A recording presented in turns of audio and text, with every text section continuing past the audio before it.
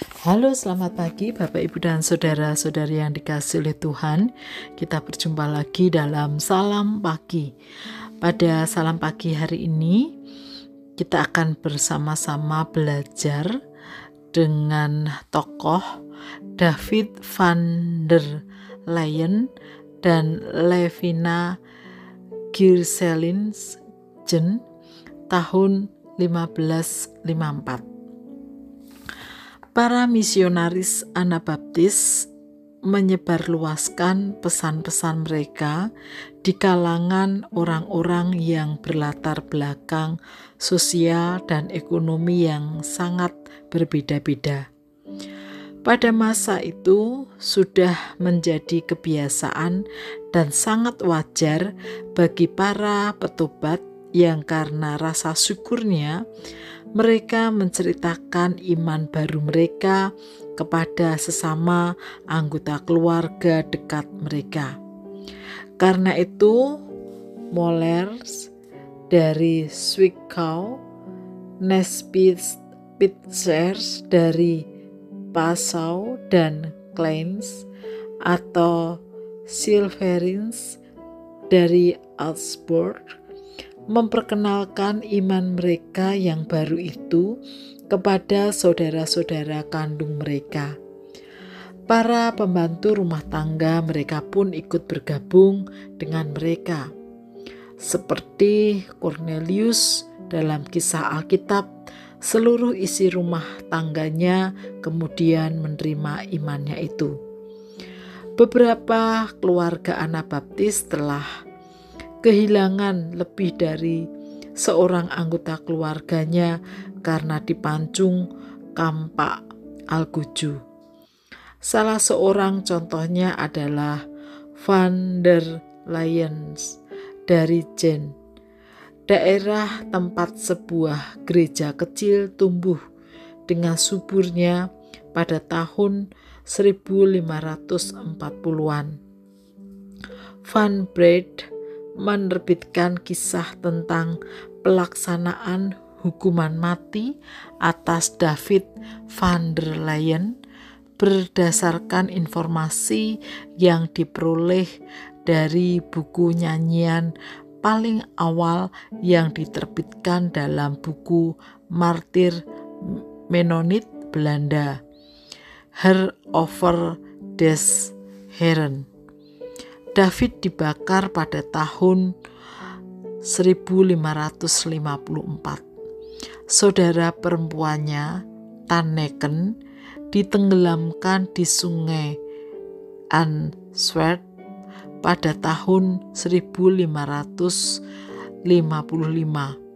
Saudara laki-lakinya, Lanworth, dipancung di Antwerp pada tahun 1559. Saudara laki-lakinya yang lain, Francois, ditangkap dan diadili pada tahun 1558. Keberadaan selanjutnya tidak diketahui.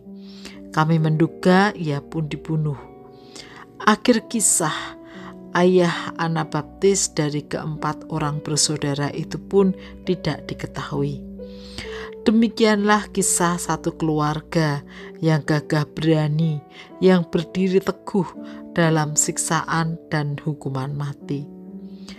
Levina Geerselingen dibakar bersama David, tetapi penangkapan dan pengadilannya tidak ada hubungannya dengan David.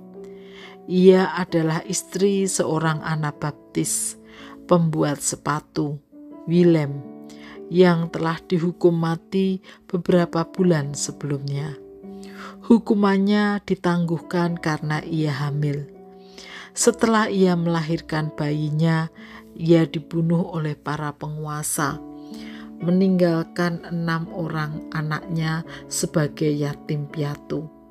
Algojo-algojo itu sering bekerja dengan serampangan, dan pada gilirannya mereka diejek oleh para penonton dalam suasana karnaval teater berdarah itu. Pada suatu saat, seorang algojo memerlukan 7 ayunan kampak yang tumpul untuk memancung kepala seorang Anabaptis. Algojo itu mencekik lalu membakar David dan Levina. Setelah bara arang mati di sekitar jasad David yang dianggap telah mati, para penonton berteriak-teriak mengatakan bahwa David masih hidup. Karena terpojok oleh cemoohan para saksi itu, maka algojo itu menancapkan sebuah garpu besi besar di dada David. Tanpa saling mengenal sebelum saat penghukuman mati itu, David dan Levina dipersatukan dalam nasib yang sama. Mereka saling menguatkan dengan janji untuk menerima hidup kekal yang keberkatan secepatnya. Ketika tambang-tambang akan dililitkan di sekeliling leher mereka, mereka menyerahkan roh mereka kepada Tuhan. Orang yang diberkati Tuhan akan hidup. Demikianlah yang diajarkan Alkitab kepada kita. Mereka dibuang keluar. Kami berseru-seru tak henti-henti. Tuhan, jagalah mempelai wanitamu yang kau kasihi. Orang-orang baik ini, peluklah mereka di dalam pelukanmu. Inilah keputusanku untuk memohon. Bait terakhir dari lagu Gay Kristen All the Semen Head Over. Bapak, Ibu, dan saudara-saudari yang dikasihi oleh Tuhan, seringnya yang terjadi dalam kehidupan kita tak sesuai dengan harapan kita. Namun melalui kisah ini, kita diajak untuk terus berani memperjuangkan iman percaya kita kepada Tuhan di tengah segala tantangan-tantangan yang ada, sembari terus berserah kepada Tuhan. Mari kita berdoa.